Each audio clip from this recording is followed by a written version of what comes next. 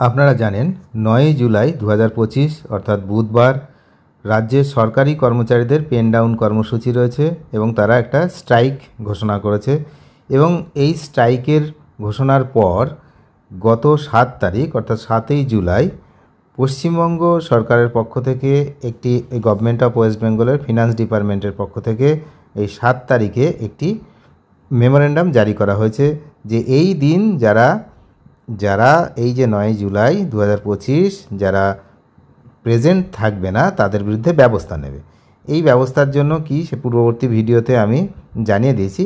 মূলত এখানকার মেন যে বিষয়টা সেটা হচ্ছে এই যে ডাইস নন এই কথাটা নিয়ে কিন্তু চ্যালেঞ্জ হলো এবং আবারও মামলা হয়েছে। কি বিষয়ে মামলা হয়েছে বিস্তারিত এই ভিডিওতে আমরা দেখে নেব। কর্মীদের ধর্মঘটের অধিকার কি কেড়ে নেওয়া হচ্ছে? ডাইস নন বিজ্ঞপ্তির বিরুদ্ধে আইনি লড়াই কিন্তু শুরু হলো আজ থেকে অর্থাৎ ৮ই জুলাই ২০২৫। পশ্চিমবঙ্গ পঞ্চায়েত কর্মচারী সমিতির জয়েন্ট কমিটির পক্ষ থেকে আইনজীবী দীপজ্যোতি চক্রবর্তী রাজ্য সরকারের অতিরিক্ত মুখ্য সচিবকে একটি আইনি নোটিশ পাঠিয়েছে। এই নোটিশটি আজ ৮ই জুলাই ২০২৫ তারিখে পাঠানো হয়েছে। এর মূল বিষয় হলো ৯ জুলাইয়ের ধর্মঘটের বিরুদ্ধে সরকারের জারি করা এই যে বিজ্ঞপ্তি, এই বিজ্ঞপ্তিকে চ্যালেঞ্জ করা।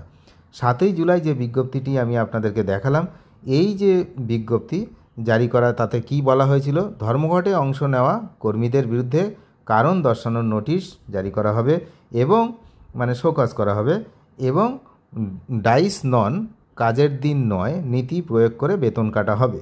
এই পদক্ষেপকে কেন্দ্র করে রাজ্য সরকার এবং পঞ্চায়েত কর্মীদের মধ্যে সংঘাত কিন্তু নতুন মাত্রা নিয়েছে এই মুহূর্তে। পশ্চিমবঙ্গ সরকারের জারি করা এই বিজ্ঞপ্তি অনুযায়ী ৯ জুলাই অনুষ্ঠিত হতে চলা রাজ্য সরকারি কর্মীদের ধর্মঘটে যারা অংশ নেবেন তাদের বিরুদ্ধে কড়া ব্যবস্থা নেওয়ার কথা বলা হয়েছে।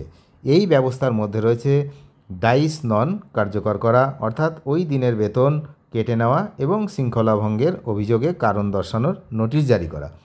এই বিজ্ঞপ্তির পরেই পঞ্চায়েত কর্মচারী সমিতিগুলির জয়েন্ট কমিটি আইনি পদক্ষেপ নেওয়ার সিদ্ধান্ত নেয় এবং তারা তাদের আইনজীবী মারফত রাজ্য সরকারকে নোটিশ পাঠায়।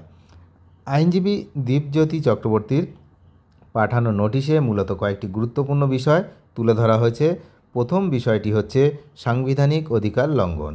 নোটিশে বলা হয়েছে যে রাজ্য সরকারের এই বিজ্ঞপ্তি কর্মীদের শান্তিপূর্ণ প্রতিবাদের সাংবিধানিক অধিকারকে লঙ্ঘন করে।